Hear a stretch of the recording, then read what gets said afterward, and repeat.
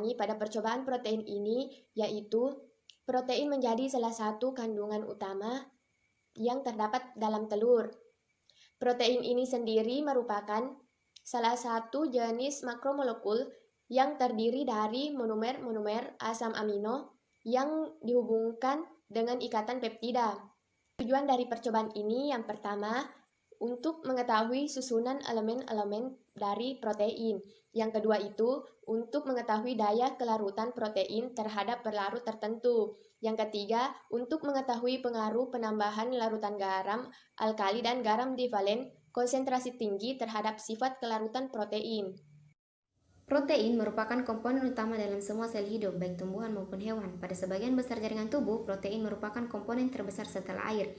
Kira-kira dari 50% berat yang terdiri atas unsur-unsur karbon, hidrogen kurang lebih 7%, oksigen kurang lebih 13%, dan nitrogen kurang lebih 16%. Banyak pula protein yang mengandung belerang dan fosfor, dalam jumlah sedikit 1-2%. Ada beberapa protein lain yang mengandung unsur logam seperti tembaga dan besi. Fungsi utama dari protein yaitu sebagai zat pembangun dan pembentuk struktur sel. Secara kimiawi, protein merupakan senyawa polimer yang tersusun atas satuan asam amino sebagai monomernya. Asam amino terikat satu sama lain melalui ikatan peptida. Perubahan atau modifikasi pada struktur molekul protein disebut dengan denaturasi. Molekul protein mempunyai gugus amino dan gugus karboksilat pada ujung rantainya. Hal ini menyebabkan protein mempunyai banyak muatan yang bersifat amfoter, yaitu dapat bereaksi dengan asam dan basa. Setiap jenis protein dalam larutan mempunyai pH tertentu yang disebut dengan titik isoelektrik. Perkenalkan, nama saya Haikal dari kelompok 2. Saya akan menjelaskan tentang alat yang digunakan pada percobaan protein. Adapun alatnya yaitu gelas kimia 100 ml, tabung reaksi, pipet tetes, cawan porselin, gelas arloji, bunsen, kaki 3, kawat kasar, rak tabung, dan gegep.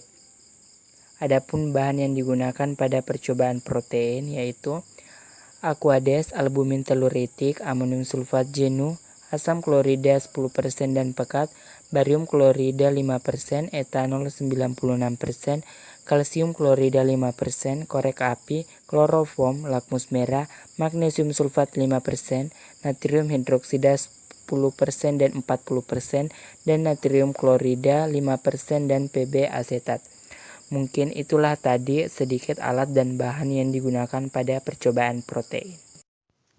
Prosedur kerja dari protein. Pertama, uji susunan elemen protein. Terdiri atas uji adanya unsur karbon C, hidrogen, dan oksigen. Dimasukkan 1 mili albumin telur itik ke dalam cawan porselin dan ditutup dengan gelas arloji lalu dipanaskan dengan bunsen. Diperhatikan adanya pengembunan yang menandakan adanya unsur H. Dan setelah itu diamati kembali apabila terjadi pengarangan di pinggir albumin telur itik, menandakan adanya unsur C. Selanjutnya, uji adanya unsur nitrogen. Dimasukkan 1 mili albumin telur itik di dalam tabung reaksi, lalu ditambahkan 1 mili natrium hidroksida 10% dan dipanaskan. Setelah itu perhatikan bau amoniak yang terjadi dan diuji dengan kertas lakmus merah yang telah dibasahi Aquades. Apabila terdapat bau amoniak menandakan adanya unsur N. Selanjutnya, uji adanya unsur sulfur. Dimasukkan 1 mili albumin telur itik di dalam tabung reaksi lalu ditambahkan 1 mili larutan natrium hidroksida 10%, kemudian dipanaskan, ditambahkan timbal asetat. Perhatikan perubahan warna yang terjadi. Apabila warna menghitam berarti terbentuk timbal sulfida. Setelah itu ditambahkan asam klorida pekat dan tercium bau khas belerang menandakan adanya unsur S. Kedua, uji kelarutan protein. Disiapkan 5 buah tabung reaksi, masing-masing tabung diisi dengan Aquades, asam klorida 10%, natrium hidroksida 40%, etanol 96%, dan kloroform sebanyak 1 mili. Kemudian ditambahkan 2 mili albumin telur itik pada setiap tabung. Dihomogenkan dan diamati perubahan yang terjadi. Yang ketiga, uji pengendapan protein dengan garam. Disiapkan 5 buah tabung reaksi, masing-masing tabung reaksi diisi dengan albumin telur itik sebanyak 2,5 mili. Kemudian ditambahkan natrium klorida 5%, barium klorida 5%, kalsium klorida 5%, magnesium sulfida 5%, dan amonium sulfida jenuh masing-masing setetes demi setetes. Perhatikan perubahan sampai timbul endapan. Kemudian ditambahkan kembali larutan garam secara berlebihan dan dihomogenkan. Kemudian diamati perubahan yang terjadi.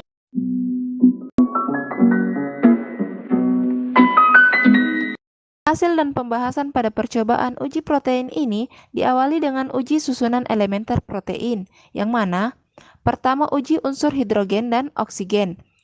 Pada saat dipanaskan, kandungan hidrogen dan oksigen di dalam albumin dalam bentuk gas di dalam sampel. Uji adanya unsur karbon pada sampel albumin ditandai dengan pengarangan.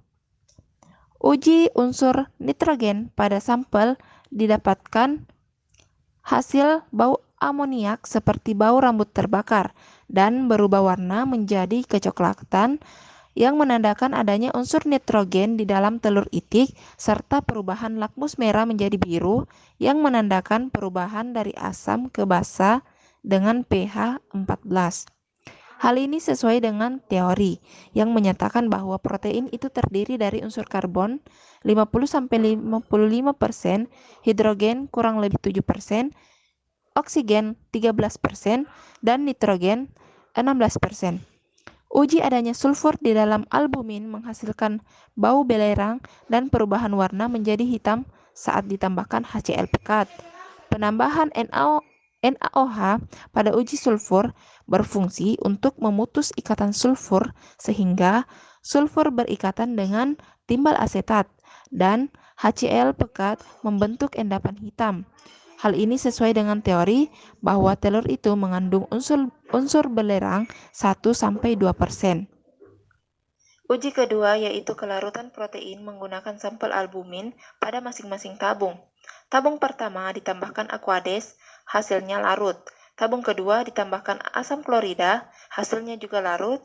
Tabung ketiga ditambahkan natrium hidroksida, hasilnya larut. Hal ini sesuai dengan teori yang menyatakan bahwa protein itu bersifat amfoter, dapat bereaksi dengan air, asam, dan basa. Kemudian, tabung keempat ditambahkan etanol. Hasilnya terdispersi karena sifat protein yang sukar larut dalam etanol, dan jika dipanaskan, proteinnya akan menggumpal atau terkoagulasi. Tabung kelima ditambahkan kloroform, hasilnya tidak larut karena kloroform ini termasuk dalam pelarut organik nonpolar. Tiga yaitu uji pengendapan protein dengan garam dengan penambahan masing-masing albumin pada tabung reaksi. Tabung reaksi 1 ditambahkan NaCl menghasilkan cukup banyak endapan.